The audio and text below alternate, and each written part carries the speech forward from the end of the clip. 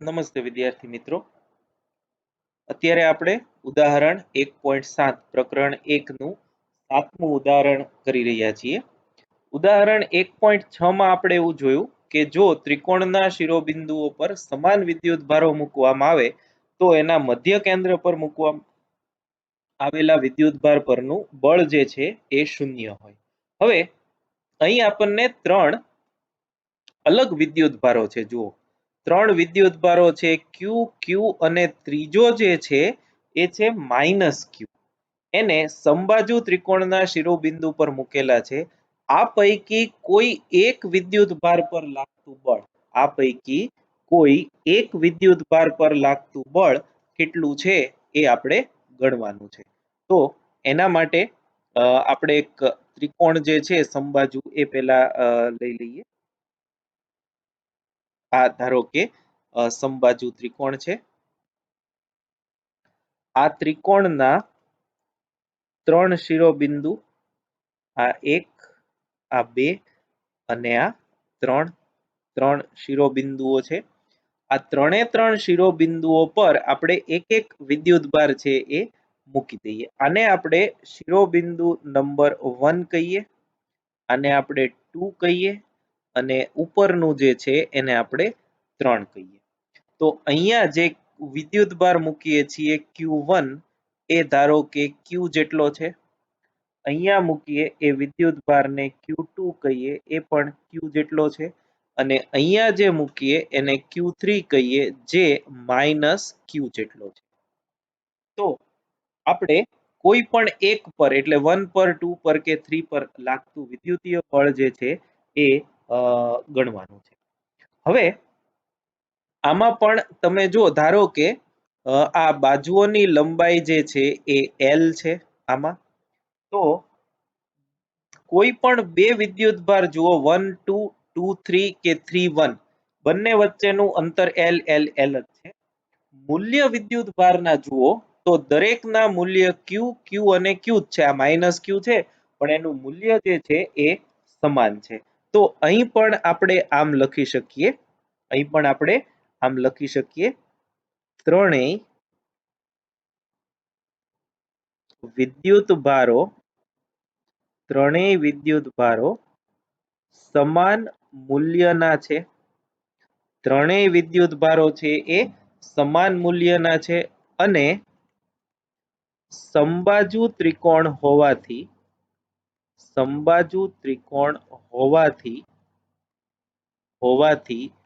કોઈ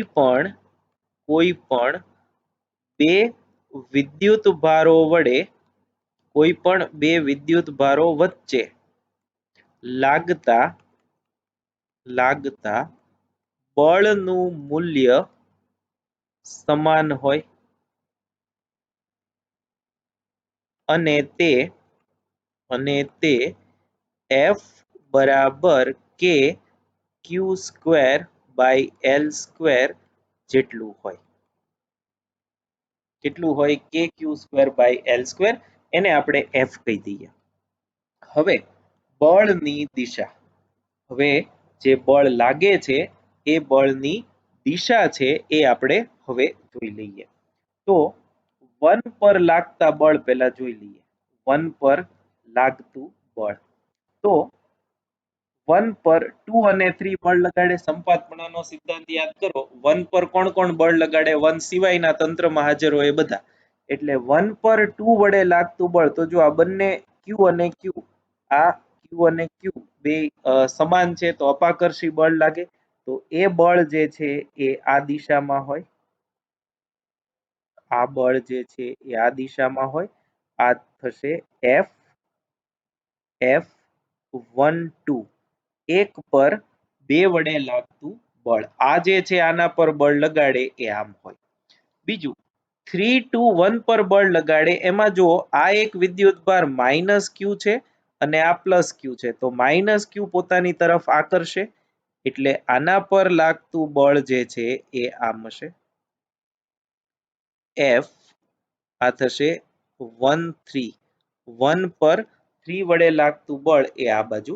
અને સમાંતર બાજુ ચતુષ્કોણના નિયમ પરથી આ બંનેનું પરિણામી બળ જે છે એ આમ થશે, આ બંનેનું પરિણામી બળ જે છે એ આમ થયું, આ પરિણામી બળ F જેને આપણે કહીએ છીએ F1. તો આ જે છે એ ખૂણો, આ ખૂણો 60 ડિગ્રી છે, આ આખો જે છે એ 180 ડિગ્રી થશે, એટલે આટલો જે ખૂણો થયો, આ ખૂણો જે છે એ થશે 120.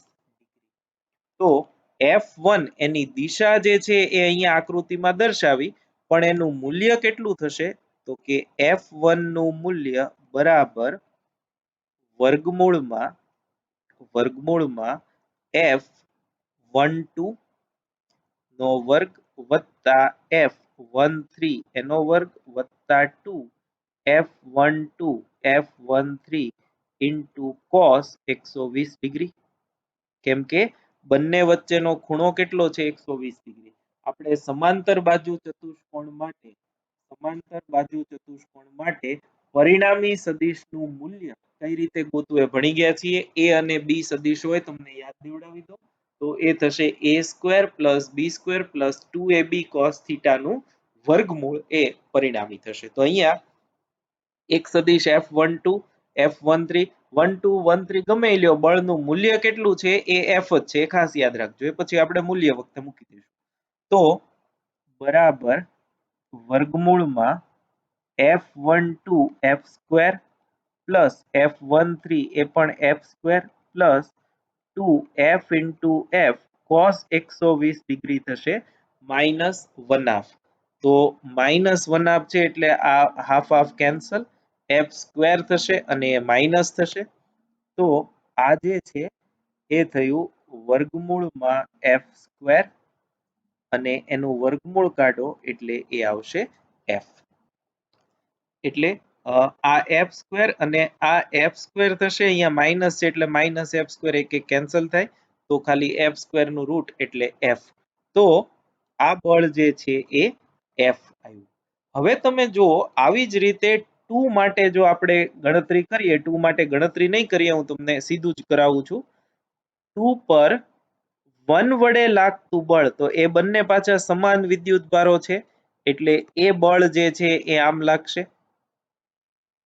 આ બળ જે છે F21 થયું, 2 પર 1 વડે લાગતું બળ, 2 પર 1 વડે લાગતું બળ અપાકર્ષી આ બાજુ, અને 2 પર 3 વડે લાગતું બળ એ આકર્ષી અને આ બાજુ હશે. આ F23 થયું, બરાબર છે. તો આનું પરિણામ હમણાં જેમ આપણે જોયું હતું એ મુજબ જ થશે. આમ આ એનું પરિણામી બળ થયું F2, અને એના માટે પણ આપણને ખબર છે આ ખૂણો છે એ 60 છે, તો આ બંને વચ્ચેનો ખૂણો, બંને બળો વચ્ચેનો ખૂણો એ કેટલો થશે 120 ડિગ્રી. તો જે જવાબ આના માટે આવ્યો હતો એ જ જવાબ આના માટે પણ આવે, એટલે અહીંયા તમે F2 એમ પણ લખી શકો. એટલે જે બંને ધન વિદ્યુત ભારો છે, ટૂંકમાં કહીએ તો જે બંને ધન વિદ્યુત ભારો છે એમના વચ્ચે લાગતું બળ કેટલું હોય, F જેટલું, અને F એટલે કેટલું તો કે kq²/L² જેટલું બળ લાગશે. હવે ત્રીજું જોઈ જઈએ, કેમ કે એ સહેજ અલગ છે. તો આ માઇનસ ક્યુ, આ પ્લસ ક્યુ, તો 3 પર 1 વડે લાગતું બળ એ આમ થશે, બરાબર ને, એ પોતાની તરફ આકર્ષે એટલે આ થયું F31. અને એવી જ રીતે બે જે છે Q2 એટલે કે બીજો નીચેનો Q, એ પણ એને આકર્ષે એટલે એ પણ થયું F32. આ બંનેનો પરિણામી એ આમ થાય, આ બંનેનું પરિણામી છે એ આમ થશે, તો આ F3 થયું, F3. હવે એના માટે તમે જુઓ તો આ ખૂણો જે છે બે બળો વચ્ચેનો એ કેટલો થયો 60 ડિગ્રી જ થશે, એટલે એના માટેનું જે બળ છે એ આમ ગણશું F3 F3 બરાબર વર્ગમૂળમાં સૂત્ર આવું આવશે F3 1 square plus F3 2 square plus 2 F31 F32 into cos અહીંયા ખૂણો આવશે 60 ડિગ્રી. ખૂણો કેટલો આવશે 60 ડિગ્રી. તો બરાબર કિંમતો મૂકી દઈએ f square plus f square plus 2f into f cos 60 આવશે 1/2. એટલે અહીંયા ફક્ત 2 અને 2 જ કેન્સલ થશે, માઇનસ નિશાની છે નહીં, એટલે f સ્ક્વેર અને આ f ઇન્ટુ f એટલે f સ્ક્વેર, એટલે આ થશે √3 f સ્ક્વેર, એટલે એ થયું √3 ઇન્ટુ f. આ √3 ઇન્ટુ f. આ F3 એટલે કે Q3 પર જે ઋણ વિદ્યુત ભાર છે એના પર જે બળ લાગે એ આટલું હશે √3f જેટલું. અને તંત્રનું કુલ બળ, તંત્રનું પરિણામી બળ શૂન્ય જ હોય. એ તમે વેરીફાઈ કરી શકશો સદિશની રીતથી. તમે જો સરવાળો કરો તો એ બળ જે છે એ પરિણામી બળ જે છે એ હંમેશા શૂન્ય જ થશે. એટલે F12 13 23 21 31 અને 32 આ જે 6 એ 6 બળ તમે જોવો છો, આ એક બળ, આ બીજું, આ ત્રીજું, આ ચોથું, આ પાંચમું અને આ છઠ્ઠું, આ બધાનો કુલ સરવાળો તમે કરો તો એ શૂન્ય આમ તો દેખાય જ છે. F32 અને 23 કેન્સલ કરે, 31 અને F13 કેન્સલ કરે, 12 અને 21 કેન્સલ કરે, સમાન મૂલ્યના છે, વિરુદ્ધ દિશાના છે, એટલે 6 એ 6 બળો એકબીજાની અસર નાબૂદ કરે. એટલે તંત્ર તમે જુઓ તો એનું પરિણામી બળ શૂન્ય હોય, પણ ઇન્ડિવિડ્યુઅલ વિદ્યુત ભાર છે એમાં જે ધન વિદ્યુત ભાર છે એના પરનું બળ F જેટલું અને જે ઋણ વિદ્યુત ભાર છે એના પરનું બળ √3f જેટલું હોય છે. એટલે આ સરસ દાખલો છે, ઇમ્પોર્ટન્ટ, MCQ માં પણ પૂછાઈ શકે એવો છે અને 3 માર્કમાં પૂછવો હોય તો પણ પૂછી શકાય એવો છે. Thank you very much.